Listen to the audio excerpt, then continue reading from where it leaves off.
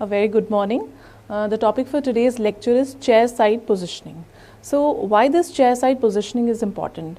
Because once we have a patient who is comfortable and relaxed and an operator who is comfortable and relaxed, we'll have the best of the procedures which can be done and in the minimum time. So how it is important and how exactly we go about it. So in this, we'll be talking about the little introduction, the chair and the patient position, the operator position, the operating stools, magnification, instrument exchange, the conclusion. So what is the pre-operative requirement of a clinical procedure? So there are three things which has to be taken into consideration. The first being the proper patient and the operator position, as I mentioned earlier as well.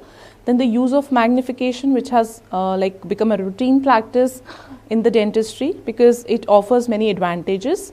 Then the efficient instrument exchange. As we all know, we require many instruments while we're working on patients. An appreciation of the efficient patient and operator position is beneficial for both means the operator and the patient.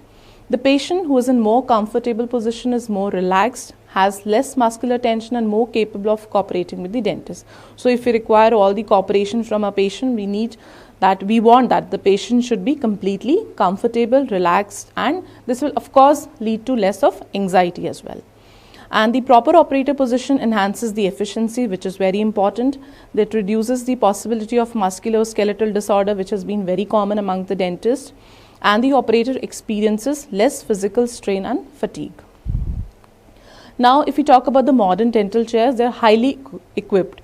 They have all the facilities, like they have the adjustable headrest, cushion, the chair design and the adjustment permit the maximal operator access. Then they have been designed in a way that they provide the total body support. And the adjustment control switches are conveniently located. So the chairs have already been designed in a way that they provide a more relaxed position to the operator. But how exactly we should go about it or use it, that is also very important. Now the patient should have the direct access to the chair. That means while the patient is sitting or while getting up from the chair, the patient should be comfortable. So you have to adjust the height of the chair accordingly. Then the armrest adjusted so that the patient can easily get into the chair. Headrest cushion position so that you can elevate the chin or you can ask the patient to change the position of the head also. It is convenient for the patient. In this position, the neck muscle strain is minimal and the swallowing is facilitated. Of course, the choice of patient position will depend on in which particular area of the oral cavity we are working.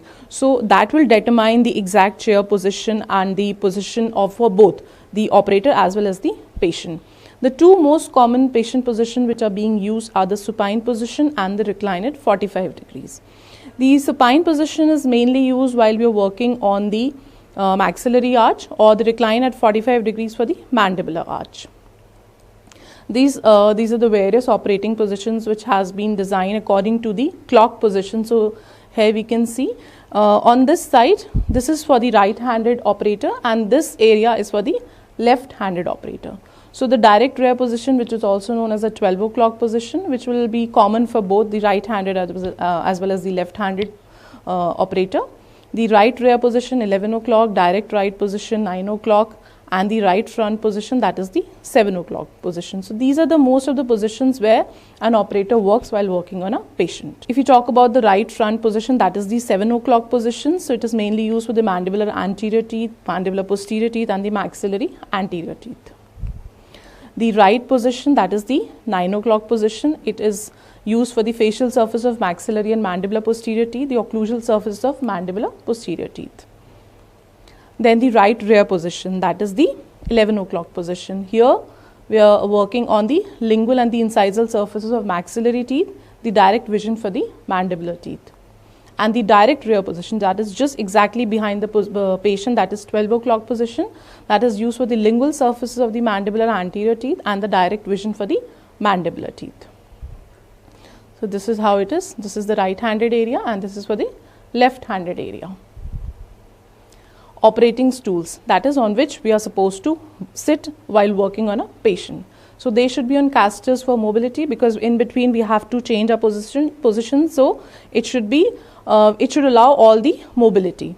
It should be sturdy and well balanced to prevent the tipping or gliding away. We should not fall off from the chair. It should be well padded. It should be adjustable up and down because we have to adjust the height accordingly. Then footrest while operator, the assistant stool have footrest while operator stool don't have. They don't have any footrest. They should be comfortable, well designed stools to reduce the tension and the fatigue. It should, like spinal column should be straight or bent slightly but supported by the backrest of the stool. Your spinal column should remain almost straight because any bending can cause the musculoskeletal problems later on. Thighs should be parallel on floor, lower legs to be perpendicular to the floor, and the assistant stool should be 4 to 6 inches high for the maximal visual access. This is how the assistant stool should be, that is 4 to 6 inches higher. Now general considerations for when operating maxillary arch, occlusal surfaces should be perpendicular to the floor, and when operating on mandibular arch it should be 45 degrees to the floor. Operator can rotate the patient's head backward, forward, side to side for access and visibility in the operating area. When operating for the extended periods, while you are doing a procedure which requires a little longer time, then certain amount of rest and muscle relaxation can be obtained by changing the operator positions. For most patients, left hand should be free to hold the mouth mirror to reflect light into the operating area or to retract the cheek or tongue. So left hand is mainly used for the retracting purposes so that you can reflect the light and you can just retract, or you have the good accessibility and visibility. The face of operator should not come in close proximity to the patient. It should have minimized contact with the patient's body. Do not rest forearms on patient's face or forehead. You should not place any part of your body on patient's body. That is also very important. Patient's chest should not be used in an instrument tray. That is a very, very wrong thing if you are doing. So that should be avoided in all cases. So you have to see well, sit well so that you can work well. Now when talking about the instrument exchange, that is a four-handed dentistry. That is, you need an assistant to provide you with all the instruments. You need not have to go here and there to get the instruments. You have to have an assistant who will give you all the instruments. And that particular zone, that is known as instrument exchange zone. So all the instrument exchange should occur in that particular zone only, and that is below the patient's chin and few inches above the patient's chest. And a very important thing, that it should never occur over the patient's face, because if anything falls off, the patient can have an injury. So that should be completely avoided, and otherwise also patient should not be seeing your instruments, what you are going to use. Magnification, as I mentioned, now the magnification of course provides you all the comfort, because with magnification you need not have to bend yourself to see here and there.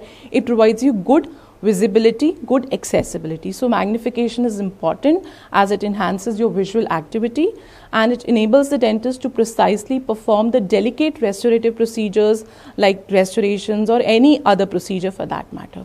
So these are the important considerations while we are talking about the chair side position. So to conclude, the practice of dentistry is demanding and stressful.